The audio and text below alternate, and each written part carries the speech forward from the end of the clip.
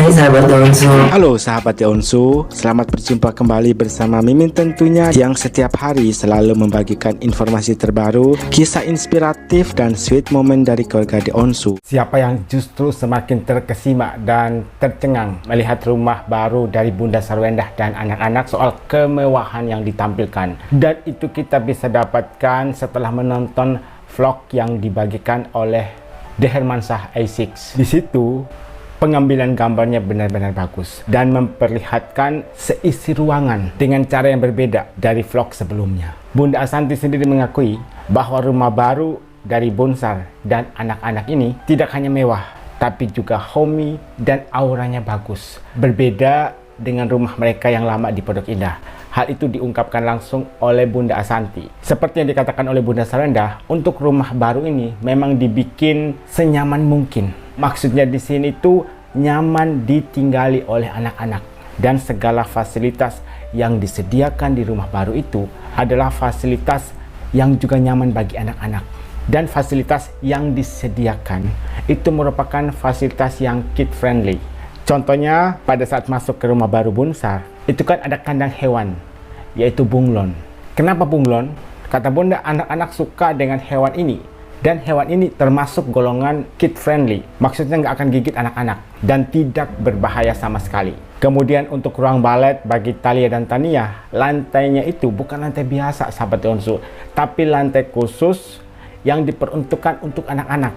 Jadi mereka tidak mengalami cedera pada saat latihan.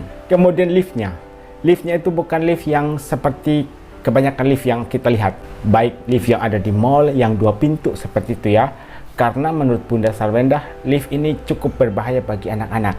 Makanya Bunda pesan lift yang khusus bagi anak-anak, yaitu 1 pintu.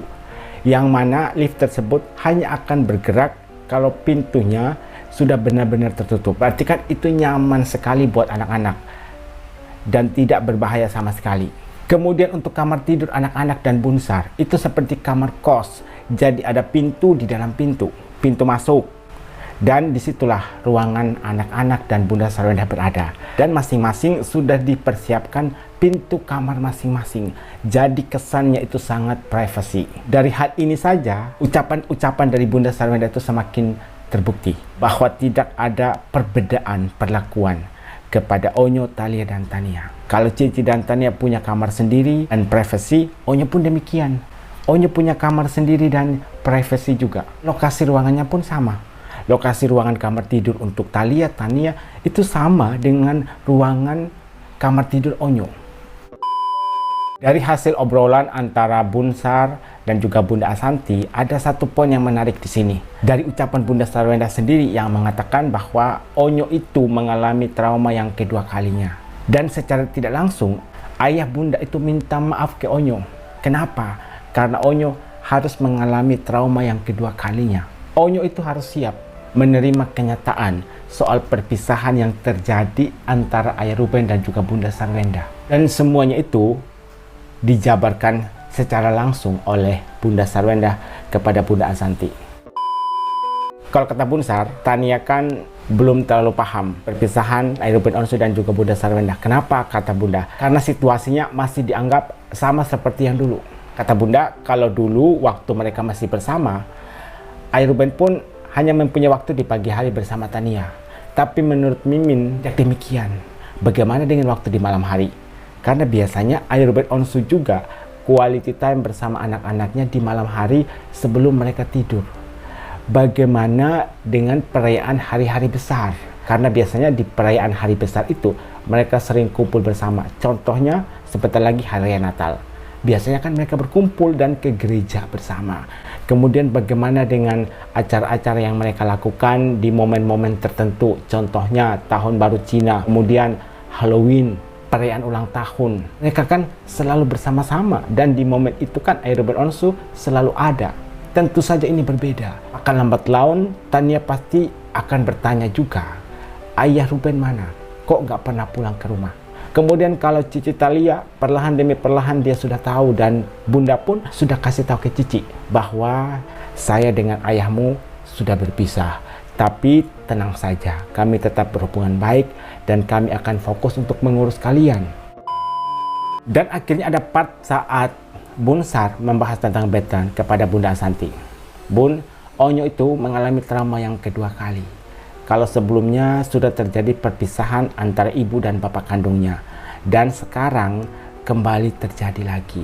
Dan yang pasti di sini Ayah Ruben Onsu maupun Bunda Sarwenda sempat meminta maaf kepada Onyo karena hal ini harus terjadi kembali. Onyo harus mengalami hal ini yang sebelumnya tidak pernah diduga oleh Betran. Dan yang pasti Ayah Ruben dan Bunda Sarwenda tidak bermaksud untuk menyakiti Betran karena semua itu terjadi di luar kendali mereka.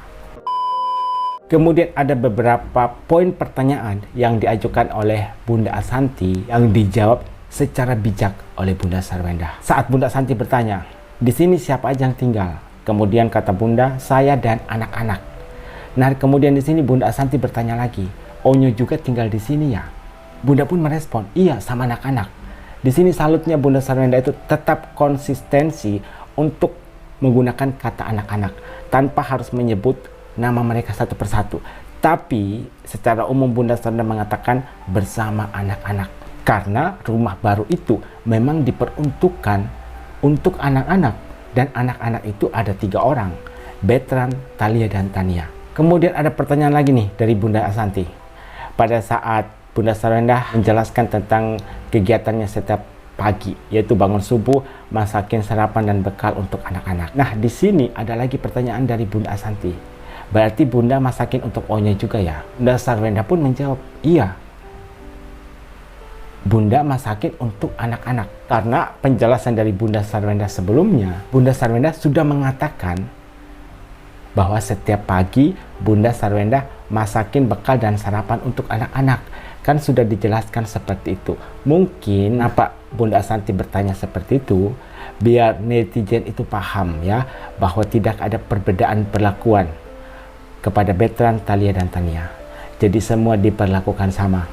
Part berikutnya, pada saat Bunda Sarwenda cut sebentar obrolannya dengan Bunda Asanti. Kenapa? Karena ada video call dari Tania. Jadi Tania ini video call Bunda untuk melaporkan bahwa Tania lagi makan. Dari sini kita bisa lihat bahwa anak-anak itu menjadi prioritas utama dari Bunda. Bunda Sarwenda nggak peduli mau itu acara penting, kurang penting, nggak penting. Kalau ada anak-anaknya telepon harus diangkat. Dan tidak hanya berlaku untuk Tania. Kalau Onyo, Thalia, dan Tania telepon pada saat Bunda lagi ada acara, pasti akan diangkat oleh Bunda. Dan Bunda Sarwenda akan melakukan hal yang sama. Demikianlah beberapa informasi menarik, kisah inspiratif, dan sweet moment dari keluarga The Onsu. Jangan lupa untuk subscribe channel ini biar kalian tidak ketinggalan update terbaru dari keluarga The Onsu. Sampai jumpa di video berikutnya.